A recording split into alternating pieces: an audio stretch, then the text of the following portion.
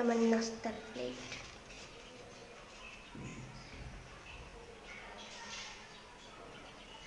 এই হচ্ছে আমার আবিষ্কার করা নাস্তার প্লেট।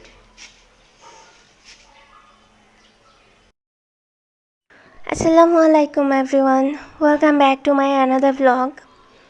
আশা করি আল্লাহর রহমতে সবাই ভালো আছেন। তো আজকে আবার নতুন একটি ভিডিও নিয়ে চলে এসেছি। আর আমার হচ্ছে আমার যেহেতু চ্যানেলের নাম কয়েকবার চেঞ্জ করা হয়েছে, আর এখন তো বর্তমানে আমি আমার নাম চেঞ্জও করতে পারছি না। তো চ্যানেলের রিচ কিন্তু প্রচুর ডাউন খেয়ে গিয়েছে। তাই যারা যারা আমার ভিডিও দেখবেন অবশ্যই ভিডিওতে বেশি বেশি করে কমেন্ট করবেন, আর ভিডিওতে লাইক দিতে কিন্তু একদমই ভুলবেন না, যাতে আমার চ্যানেলটা আগের রিচটা ফিরে পায়। অ্যান্ড হচ্ছে যারা এখন পর্যন্ত আমার চ্যানেলটি সাবস্ক্রাইব করেননি, অবশ্যই চ্যানেলটি সাবস্ক্রাইব করে দিয়ে আমার পাশে থাকবেন।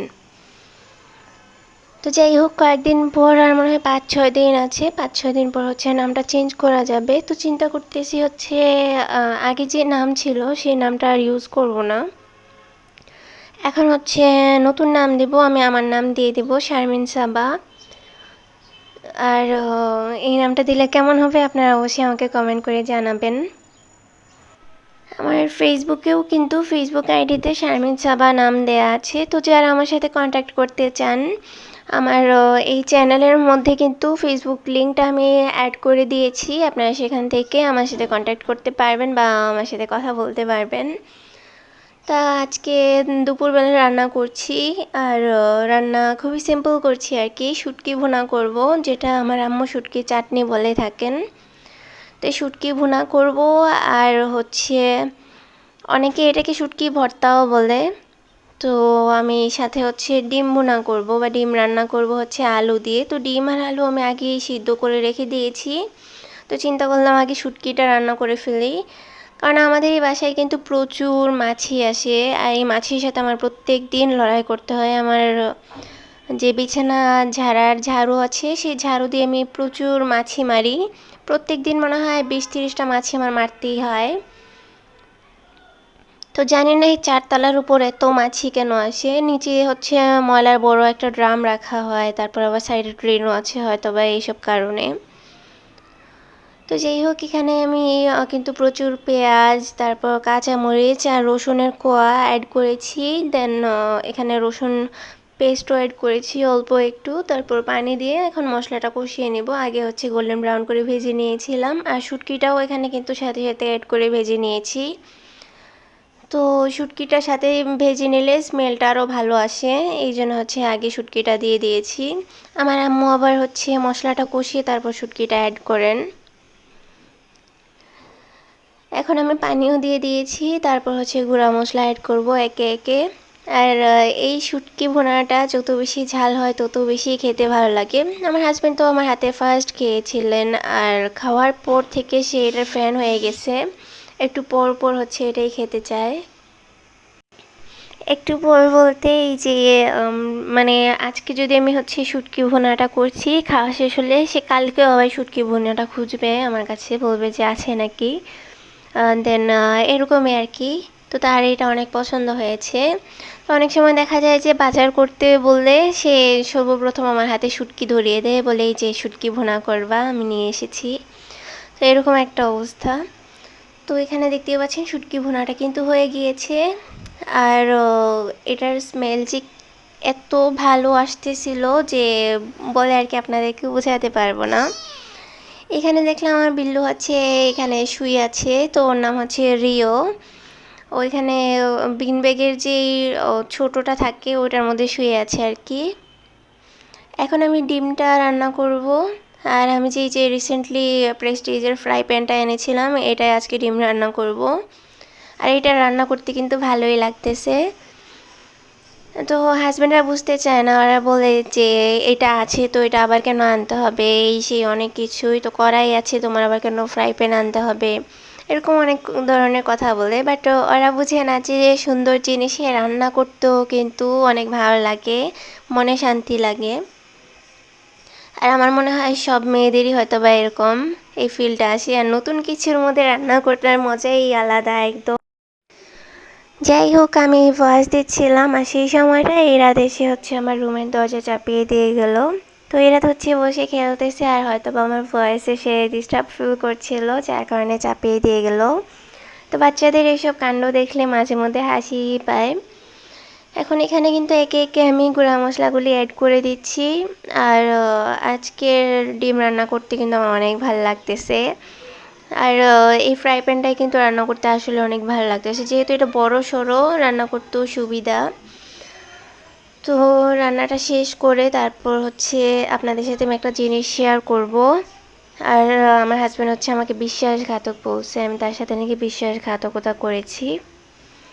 তো আমি কীভাবে বিশ্বাসঘাতকতা করেছি সেটা আপনারাও একটু যাচাই করে দেখিয়েন, কারণ আমার তো মনে হয় না আমি এমন কিছু করেছি। আর আপনাদের কাছে আবারও আমার হাম্বল রিকোয়েস্ট, আমার ভিডিও যদি ভালো লেগে থাকে ভিডিওতে লাইক দিতে কিন্তু একদমই ভুলবেন না। দেন যারা হচ্ছেন আমার চ্যানেলে নতুন বা চ্যানেলটি এখন পর্যন্ত সাবস্ক্রাইব করেনি, অবশ্যই চ্যানেলটি সাবস্ক্রাইব করে দিবেন।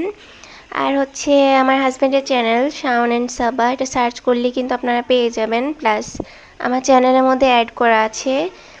আর আমি হচ্ছে কমেন্টেও পিন করে চ্যানেলের লিঙ্কটা দিয়ে দিব, আপনারা চ্যানেলটা সাবস্ক্রাইব করে দেবেন, যাতে আমার এই চ্যানেলের পরবর্তীতে কোনো ক্ষতি হলে যেন আমার একটা অ্যাল্টারনেটিভ চ্যানেল থাকে আর কি।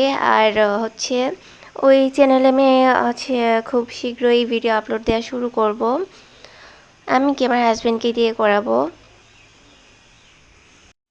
কারণ দেখা যায় যারা ইউটিউবিং করে তাদেরকে কত মানুষ হেল্প করে, আর আমি হচ্ছে একা একা ভিডিও করছি, আমার হাজব্যান্ড তো আমাকে কোনো রকম হেল্পই করতেছে না ভিডিওতে। তাই এখন ভাবলাম যে তাকে ওই চ্যানেলের দায়িত্ব দিয়ে দেবো একদম, সে হচ্ছে চ্যানেলে ভিডিও আপলোড করতে থাকুক আপাতত, পরে না হয় দুজন মিলে একসাথে আপলোড করব। আর যদি সে একা আপলোড করতে রাজি না হয় তখন আর কি দুজনের মিলেই হচ্ছে আপলোড করতে হবে। তো অবশ্যই চ্যানেলটি যেয়ে আপনারা সাবস্ক্রাইব করে দিবেন।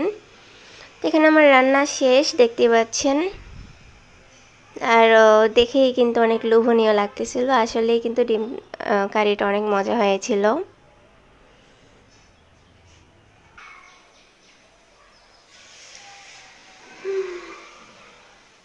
তো যাই হোক, আমি কিন্তু ভিডিওর জন্য সাজুগুজু করিনি, আমার পিছনে ঝাড়ু দেখা যাচ্ছে, আল্লাহ কি একটা অবস্থা। আচ্ছা থাকুক, দেখা গেলে সমস্যা কি। তো হচ্ছে আমি আমার হাজব্যান্ড বলে যে আমি সারাদিন বাসার মধ্যে কাজ কাম করে তারপর হচ্ছে নিজের কোনো যত্ন নেই না, বাসায় যেন সাজুগুজু করে থাকি, সেই যাতে এসে দেখে যে আমি সুন্দর করে পরি সেজে আছি। তো এই জন্য হচ্ছে আমি এখানে সাজুগুজু করেছি, মোটামুটি আইলাইনারও দিয়েছি অনেক মোটা করে, গাঢ় অনেক মোটা করে গাঢ় করে আইলাইনারও দিয়েছি। ঠান্ডা এখনও লেগে আছে আমার। আচ্ছা যাই হোক, এখন আপনাদেরকে বলি, আমি আমার লাস্ট একটা ভিডিওতে, যেটা হচ্ছে 99-এর শপে গিয়েছিলাম, সেখান থেকে একটা নাস্তা প্লেট এনেছিলাম আর কি। তো নাস্তা প্লেটটা আমার এত ভালো লেগেছিল, আমারটা দেখি কিন্তু আরও কয়েকজন নিয়েছিল সেই নাস্তা প্লেট। তো আমি পরে দেখলাম যে আর দুইটা না তিনটা আছে, তিনটা ছিল হয়তো বা। আমি আমার হাজব্যান্ডকে বললাম যে তুমি আমাকে এই নাস্তা প্লেটগুলো এনে দিয়ে দাও, নাহলে বিক্রি হয়ে যাবে। 99 শপে যে জিনিসটা হচ্ছে একবার আসে সেটা আবার আসে না, আর আসলে অনেক লেট আসে। আর এই জন্য হচ্ছে আমি তাকে বললাম আমাকে এগুলো এনে দিয়ে দাও।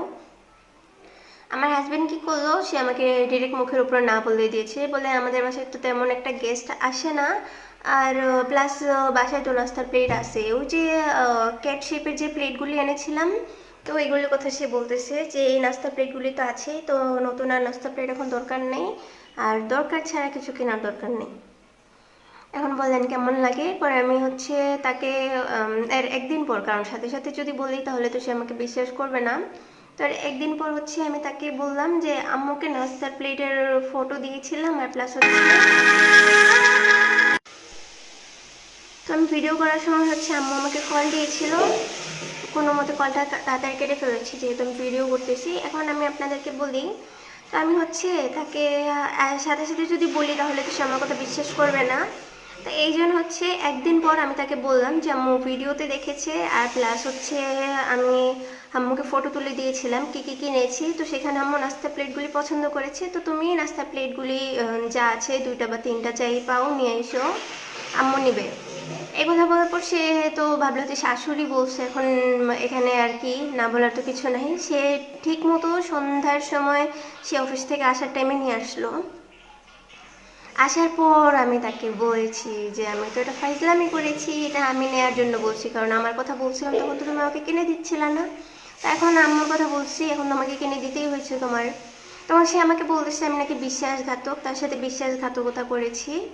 এই জন্য আমি কি করলাম, তাকে বললাম আচ্ছা ঠিক আছে, তো যেহেতু তুমি আমাকে এত বড় কথা বলছো আমি বিশ্বাসঘাতকতা করেছি তোমার সাথে, তো সেহেতু আমি হচ্ছে আমি যে নাস্তা প্লেটগুলো এনেছি এগুলি গুছিয়ে তারপর সাজিয়ে সুন্দর করে প্যাকেট করে রেখে দিব, আমি এগুলি ইউজ করব না। আর বাসায় মানে তোমার বাসায় যদি কোনো গেস্ট আসে, সেটা তোমার শ্বশুরবাড়ির থেকেও যদি আসে, আমি হচ্ছে যে এই প্লেটগুলি দিয়ে নাস্তা দিব।